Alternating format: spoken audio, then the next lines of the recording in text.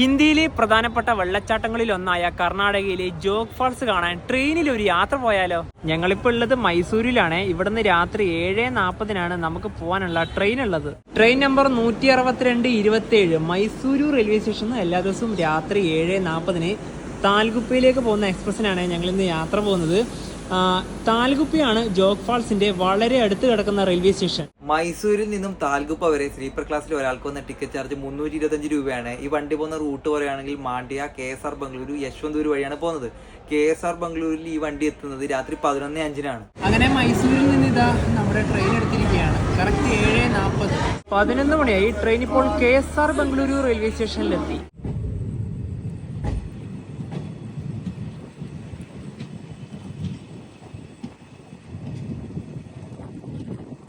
മൈസൂരിൽ നിന്നും 508 കിലോമീറ്റർ യാത്ര ചെയ്ത് ഞങ്ങളിതാ താൽഗുപ്പ സ്റ്റേഷനിലെത്തി. ഇനി ഇവിടുന്ന് 15 കിലോമീറ്റർ മാറിയിട്ടാണ് ജോഗ് ഫാൾസ് സ്ഥിതി ചെയ്യുന്നത്. സ്റ്റേഷന്റെ പുറത്തിറങ്ങിയാൽ തന്നെ ബസ് സർവീസ് അവൈലബിൾ ആണ്. താൽഗുപ്പ റെയിൽവേ സ്റ്റേഷന്റെ പുറത്തെ ഒരു കാഴ്ച ഇങ്ങനെയാണ്. ഇനി ഇവിടുന്ന് ഹൊന്നാവാർ, കുംത, മംഗളൂരു ഭാഗത്തേക്കുള്ള ബസ്സിലാണ് നമുക്ക് കയറേണ്ടത്. 7:55 ജോഗ് ഫാൾസിലേക്ക് പോകാനുള്ള ബസ് ഇതാ വരികയാണ്. ബസ്സിൽ വലിയ തിരക്കില്ല എന്നാ തോന്നുന്നത്.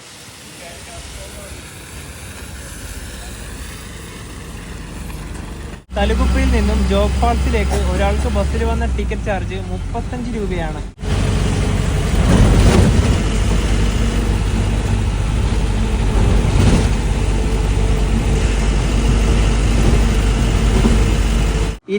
മിനിറ്റത്തെ ബസ് യാത്രയ്ക്ക് ശേഷം നമ്മളിതാ ജോഗ് ഫാൾസിന്റെ തൊട്ട് മുന്നിലെത്തി. Welcome to Jog false. 20 രൂപയുടെ എൻട്രി ടിക്കറ്റ് എടുത്ത് ഞങ്ങളിതാ ജോഗ് ഫാൾസിന്റെ വളരെ മുന്നിലെത്തി.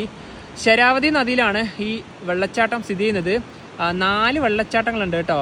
രാജ, റാണി, റോറർ, റോക്കറ്റ്. പിന്നെ ഇവിടുന്ന് നോക്കിയാൽ ആ ഭാഗത്ത് മറ്റൊരു വെള്ളച്ചാട്ടം കൂടെ കാണാം. അത് ഗരിസേപ്പ വെള്ളച്ചാട്ടമാണ് കേട്ടോ. അപ്പോൾ ഇത്രയും കാഴ്ചയാണ് നമുക്കിതാ ഇവിടെ വന്നാൽ കാണാനായി സാധിക്കുന്നത്. വളരെ ഉയരത്തിൽ നിന്നാണ് ഈ വെള്ളം താഴേക്ക് പതിക്കുന്നത്. പിന്നെ ഇതിൻ്റെ ഭാഗത്തൂടെ തന്നെ നമുക്ക് താഴേക്ക് നടന്നൊക്കെ പോകാൻ പറ്റും. പക്ഷേ അതിപ്പോൾ നിലവിൽ ക്ലോസ് ആണ്.